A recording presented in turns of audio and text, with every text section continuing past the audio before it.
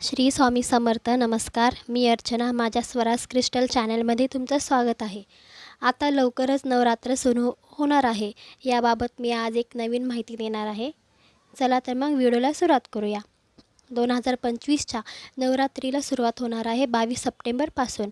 आणि आनंदाची बातमी म्हणजे यंदा देवीचं आगमन हत्तीवरून होणार आहे.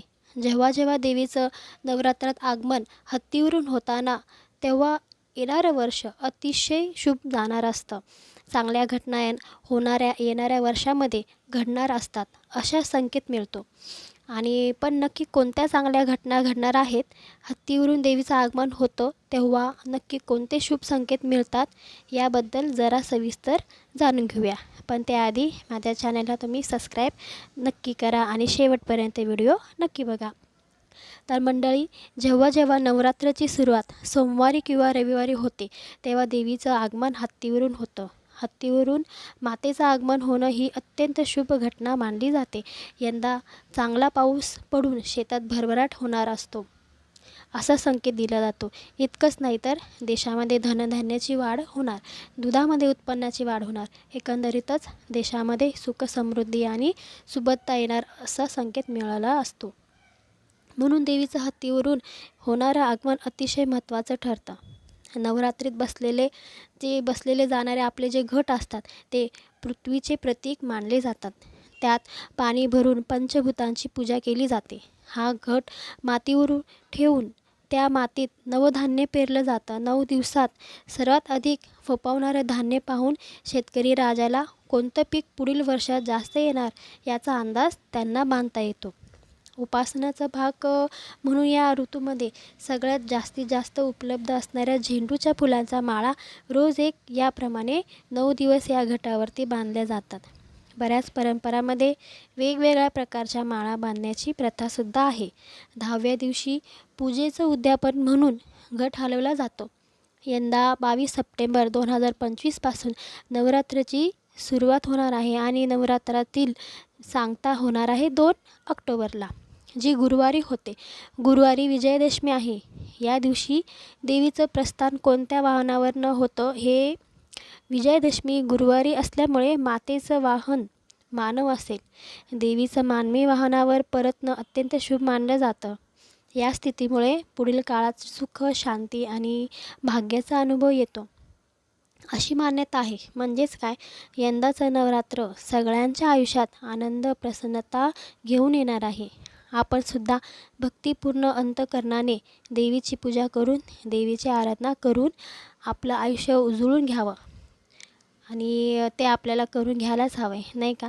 मग या 10 दिवसामध्ये आपण देवीची आराधना कशी करू शकतो? या 10 दिवसात सप्तशतीचा पाठ करू शकतो, त्यातील मंत्राचा जप करू शकतो.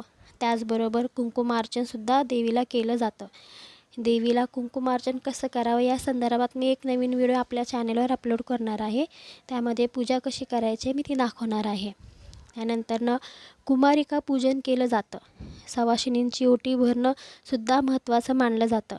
9 दिवसांपैकी कोणत्याही एका दिवशी देवीची ओटी भरावी, कुलदेवतेचीही ओटी भरावी.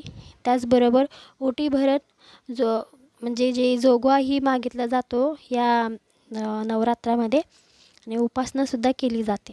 कोणी अनवाणी पायाने चालण्याचा नियम घेतं, तर कोणी नामस्मरणाचं, तर कोणी स्तोत्र पठण करण्याचा. एकंदरीतच काय म्हणजे भौतिक सुखातून मन काढून घेऊन अध्यात्म भगवंत चिंतनात वेळ घालवावा आणि या 9 दिवसामध्ये भक्ती करून इतकी ऊर्जा संपादन करावी की पुढचं पूर्ण वर्ष ती आपली ऊर्जा आपल्याला पुरेल. ह्याच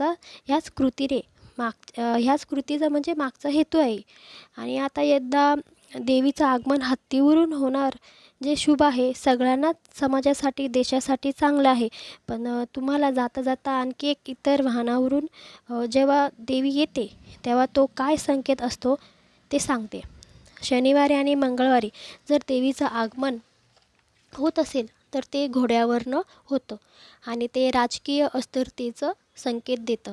गुरुवारी किंवा शुक्रवारी देवी येणार असेल तर ती पालखीत बसून येते, जे समाजात कलह किंवा मोठ्या दुर्घटनांचा संकेत मानला जातं. बुधवारी देवीचं आगमन नौकेतून होतं, जे सुख समृद्धीचं प्रतीक मानलं जातं. उत्सवाच्या निमित्ताने श्रीसूक्त या वैभव देणाऱ्या स्तोत्राचं सामूहिक पठण करावं. 9 दिवस 9 ठिकाणी भोंडला हातगाई खेळला जातो. त्यानिमित्ताने गृहिणी, नोकरदार महिला नटून थटून एकत्र येतात. पारंपरिक गाणी म्हटली जातात. आणि तुमच्याकडे अशा कुठल्या प्रथाचं पालन केलं जातं हे मला कमेंटमध्ये नक्की सांगा. रात्री गरबा खेळून जागरण करतात आणि मंडळी जाता जाता आणि माझ्या कमेंट सेक्शनमध्ये, कमेंट बॉक्समध्ये जय अंबे लिहायला कमेंट करायला विसरू नका. आणि अशाच प्रकारच्या माहितीपूर्ण व्हिडिओसाठी स्वराज क्रिस्टल चॅनेलला सबस्क्राईब करा, लाईक करा, शेअर करा. श्री स्वामी समर्थ. जय जय स्वामी समर्थ.